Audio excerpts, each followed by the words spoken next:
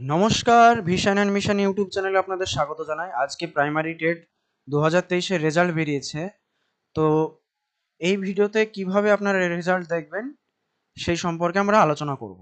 তো প্রথমে আপনারা গুগলে গিয়ে প্রাইমারি টেট 2023 লিখে সার্চ করবেন।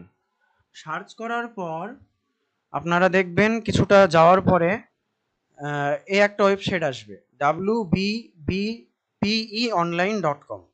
এখানে আপনারা ক্লিক করবেন।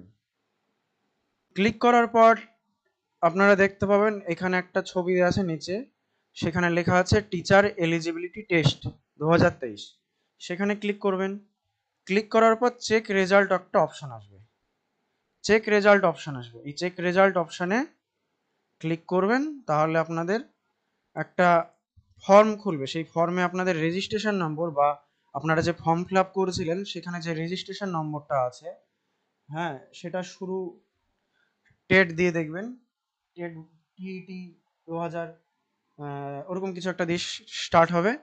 সেই রেজিস্ট্রেশন নম্বর আপনার ডেট অফ বার্থ দিয়ে আপনারা আপনাদের রেজাল্ট চেক করতে পারবেন।